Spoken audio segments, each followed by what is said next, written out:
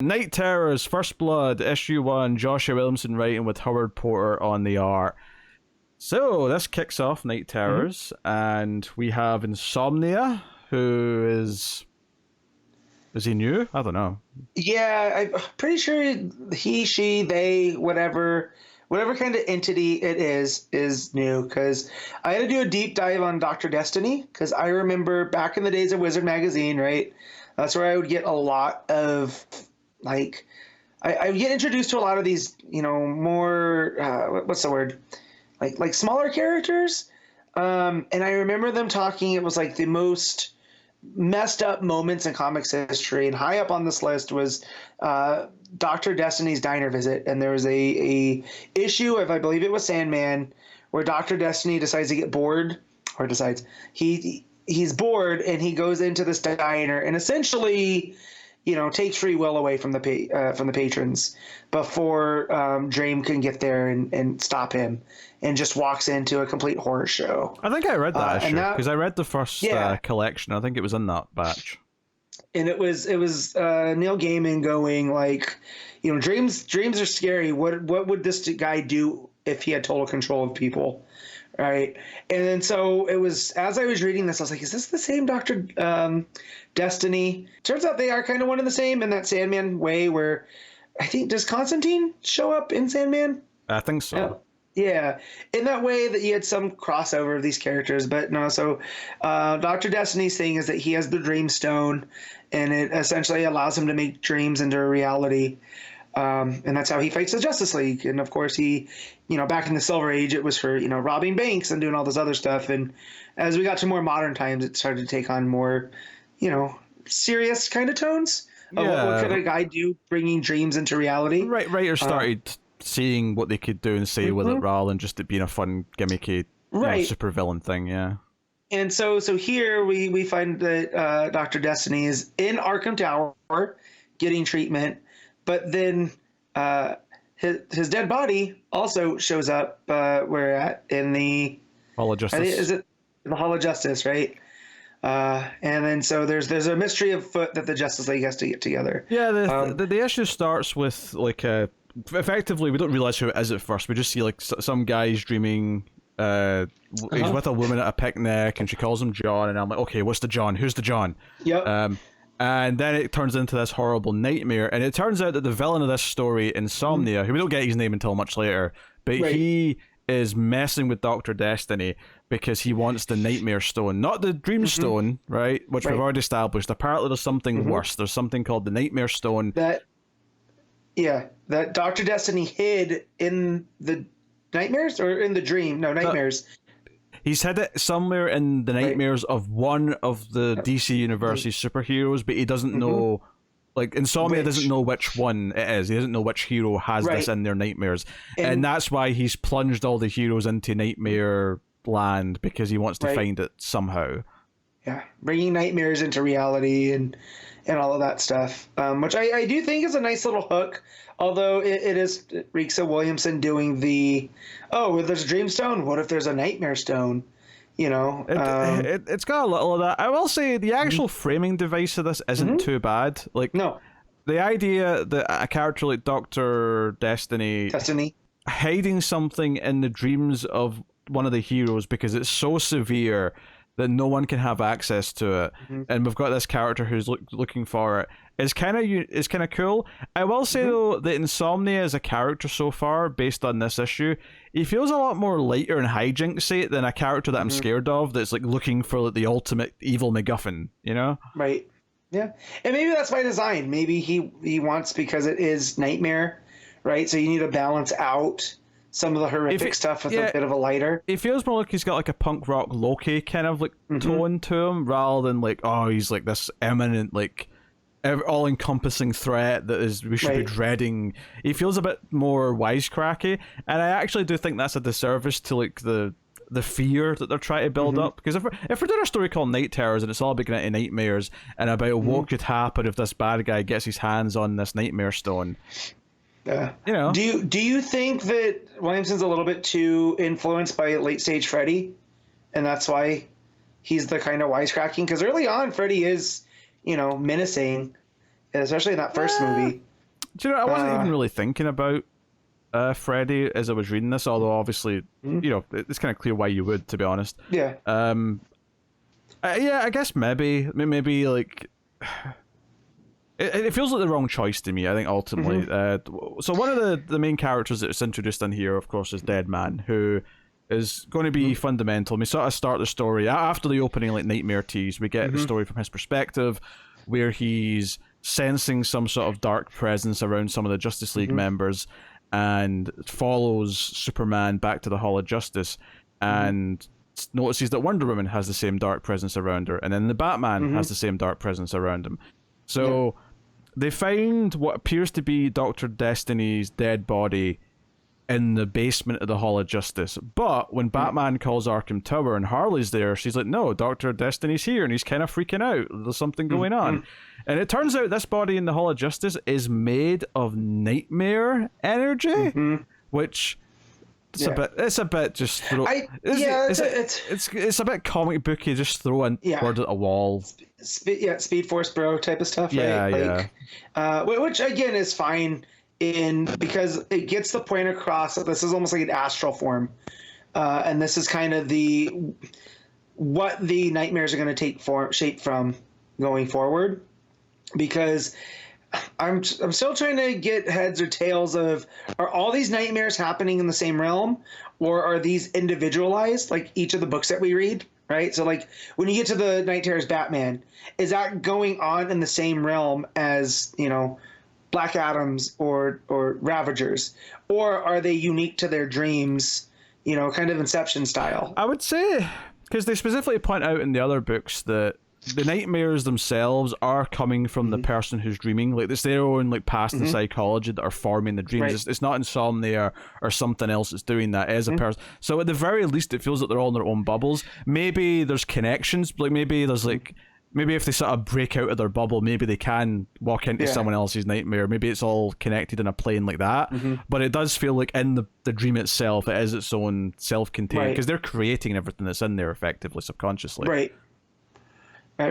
So I'm just trying to make heads or tails of what this astral form, the nightmare energy, like what is it then? You know, how's it manifesting in reality? You know, is it going to take time? It's just because Dr. Destiny had so much, you know, experience with the Dreamstone that's why, you know, kind of deal.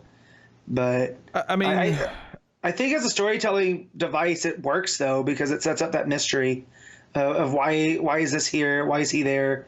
You know, he's having the waking nightmare, having like convulsions. Like that's actually kind of the art there, because Howard Porter, I would say here, I tend to like his Flash stuff, even though it comes across a little blocky.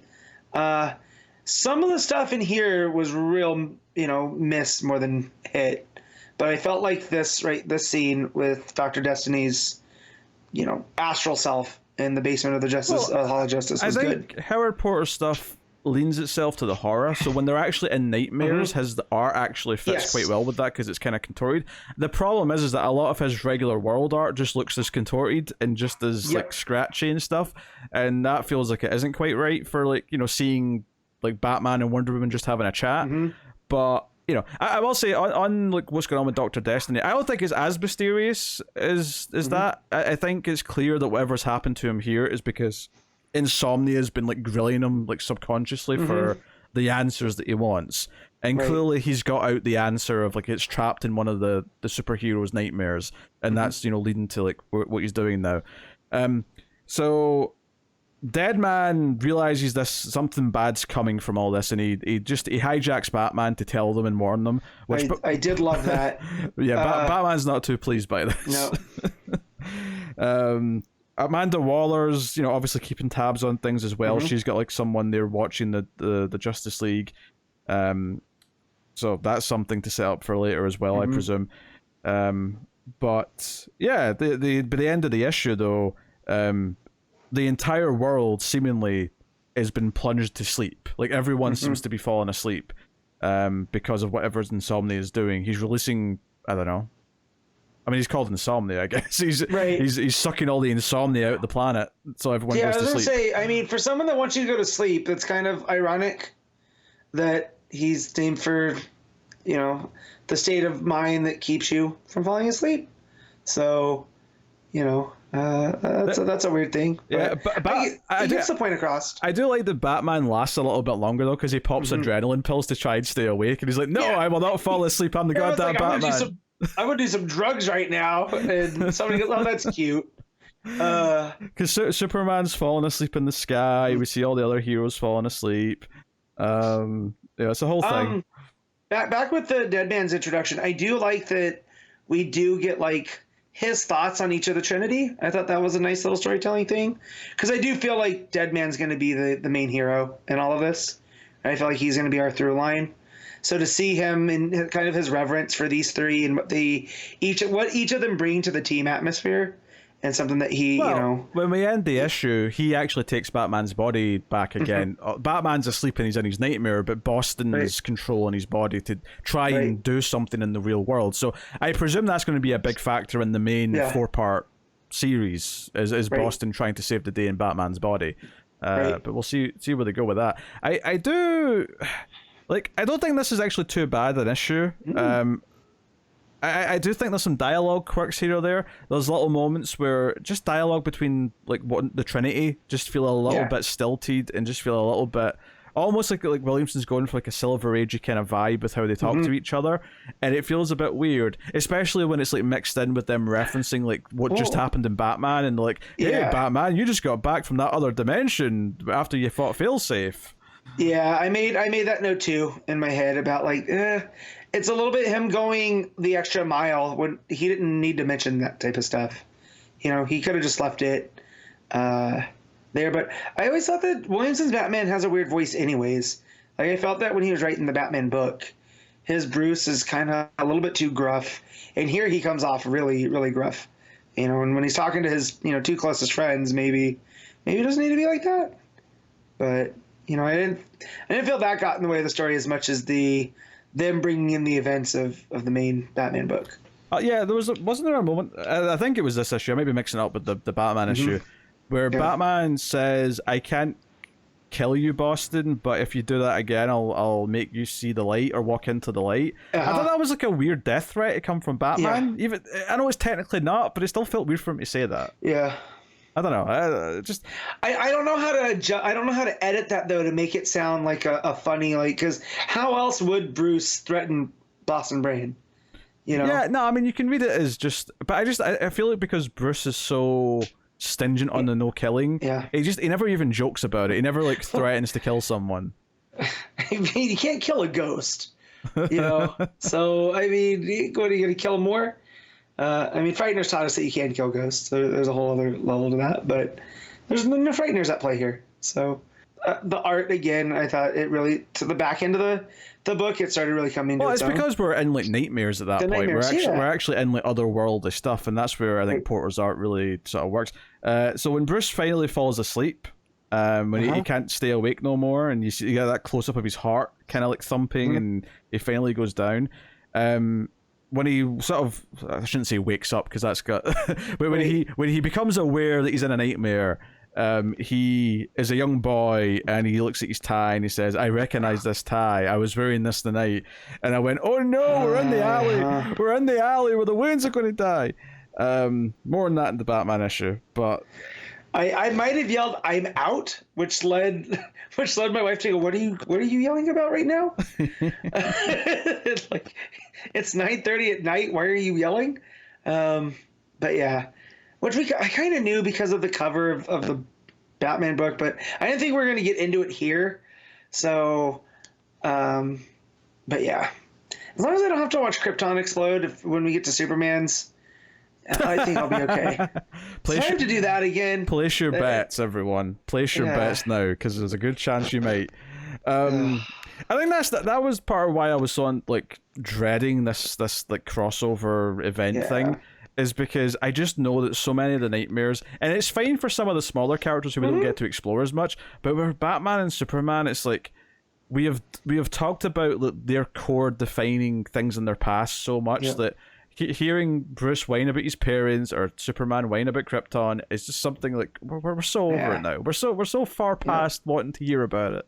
Yeah, well, and that's why I feel like with some of the smaller books, I don't say that I maybe enjoyed them more because of that, but those characters have different things that it's not their core to their belief. Like, when we get to Ravager, there's something in there that's kind of key to who Rose is, but the way that they bring it up, it's not typical. It's not like, oh, Rose and her daddy issues again, Well, because I feel like there's a way that you can turn like the crime alley stuff into Bruce's nightmare, because right, that's what formed him into Batman. I just don't want to see him as a child again, like. Ugh. I mean, no, I get the impulse to do it. If you're going to have like what is his nightmare? What does he relive in his head? Obviously, it's that. But at that point, I'm like, just don't do that story. Don't do the story where we have to see it again. True. Like, I'm just done with it. Just don't. Yeah.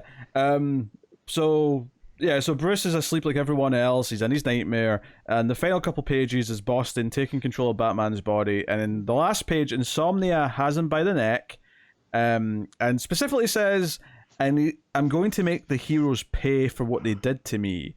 So that makes me think that Insomnia is an alias for someone else who they'll reveal who it is later, maybe. Or there's going to be a lot of big like retcon backstory about who Insomnia is and his history with the Justice League.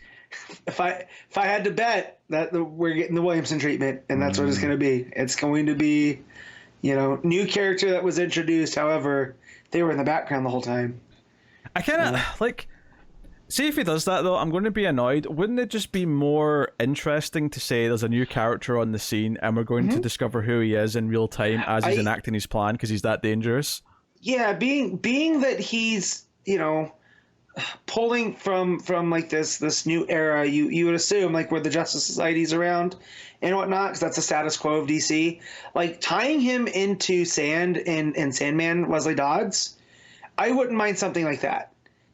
Something that ties Insomnia into that, aspect of the dream realm. I just hope that, also I'm not that well versed in the dream version, the Morpheus Sandman from Gaiman. So I'm just hoping that it's nothing to do with that either, right? Because I kind of like when stuff can be compartmentalized. So, I mean, my thing here is that it's kind of a double-edged sword for me, because on the one hand, he's either so it's saying here at the end, are going to make the Justice League pay or make the heroes pay for what they did to me, which would suggest there's going to be a retcon, like, sort of insertion of this character into the timeline, or maybe he'll turn out to be someone else who's in disguise. But either way, you're trying to like feed in that he's more important and on a personal level, because he's already tied to the past, and I hate that as a writing mechanic. Or if you make him new, there is maybe still an issue where, okay, by tying him and introducing him with Dr. Destiny, and you're kind of doing that like boring escalation thing where like he's like Dr. Destiny, but he's even worse because he took out Dr. Destiny, and he's like it's that like, oh, we had a villain who tried to destroy Earth, so next time it'll be a villain who tries to destroy the entire galaxy kind of thing. Universe, like you said, escalation. And both are a bit like whatever. That said, if I had to pick between the two, I'll take the escalation one over this is someone who's important from their past that we've never talked about before. I don't want the Ghostmaker bullshit, okay? I never want the Ghostmaker bullshit. That's what I'm worried about. I'm tired of that. Like, we've gotten that so much. Once or twice I think is fine, but that happens, like, it was all over his Flash run, right? So and this is the thing, like, the first couple issues of Dark Crisis, we were relatively positive, but by the time we got to the end, just like Infinite Frontier, just like whatever other one was in between those, they all fluffed. They all had decent ideas, but kind of fell apart the more they went on. So right now, my expectation is to be talking about why this is bad in about a month and a half's time. You know what? All he has to do is say that Insomnia came from Darkseid's crack, and I'll be fine.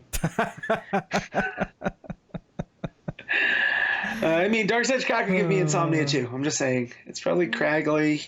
Dude needs to moisturize. There's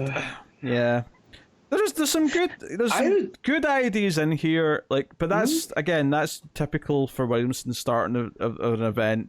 It tends to be as they go on, where how he actually tries to make it all come together, that I can totally start to lose interest. And it's probably because I had lower expectations for this, but I was surprised with how much I enjoyed this issue.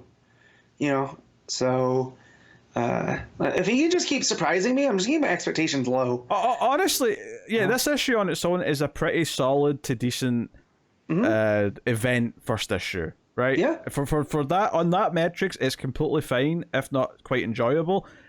But I've read enough Williamson now. I've read enough miniseries and events by Williamson that I just... It's a sense of dread that we're waiting for the shoe to drop. Yeah. And there's definitely some red flags. You know, that line in the last page of like, they're going to pay for what they did to me. That to me, especially from Williamson, is a red flag at this point. Yeah. So we'll see. Well, and that gets my brain going like, who could this be? And I don't know if I'm trying to break myself of that. You know, I'm just trying to take the story and not have to do the, you know, big amount of research, you know, but because it could literally be anybody or it could be nobody. And then I've just wasted time. So I'm just trying to get better at letting stuff sit, you know, but John's kind of broke my brain when it came to that stuff because he was so good at pulling stuff from old stories that was just like a line, you know, like his entire Green Lantern run, you know, he built from stuff from the Alan Moore stuff. But well, we've talked many times about Williamson trying to do what Johns does and just not being good at it, sadly. Right. So that said, ending on more of a positive note that I did, you know, was surprised with how much I enjoyed this because I did set myself up for like, oh no, it's Night Terrors, it's finally here, and I was like, oh, the first issue was actually kind of fun. It's the sort of thing where I think my dreading of this 2 months was more because of just all of the tie-ins rather than the main series itself. Even though I do have my, you know, reservations on it, I think what will make, even if the main 5-issue book is great, if it feels, if I'm still annoyed in 2 months' time that all my regular books stopped for all these tie-ins, like, you know, that'll still be an issue. But you know, we're here at the start. We'll talk about the first batch of tie-ins, obviously over the course of the next 4 issues. But I mean, yeah, First Blood, honestly, it's a solid enough event intro. Like, I don't have anything too bad to say about it. I think Howard Porter's art is it's right for some of the scenes, but it's not quite right for the other scenes. It really would have benefited from 2 artists doing the first half and the back half. Like, once the Nightmare stuff started, you know, this is where a 2 artist, I think, would have helped. It's not a clear split, though, because the opening scene is also a Nightmare. So I think, you know... But it's very rare we say that we recommend 2 artists, and I think here it might have actually been the right call for this book. And it is an oversized book as well, so it probably would have made life easier on Porter. Right, because he's on the main book too, right? Is it Porter? I can't remember. I think so. I'm gonna look. I can't remember. All right, Matt, what are you rating? I'm gonna give this a solid 7. Yeah, I think that's fair. I think a 7 out of 10 is completely fair for this. Yeah, I would say everyone keep your expectations low. And maybe there'll be some fun to be had. Yep. Keep your heads up high and expectations down low.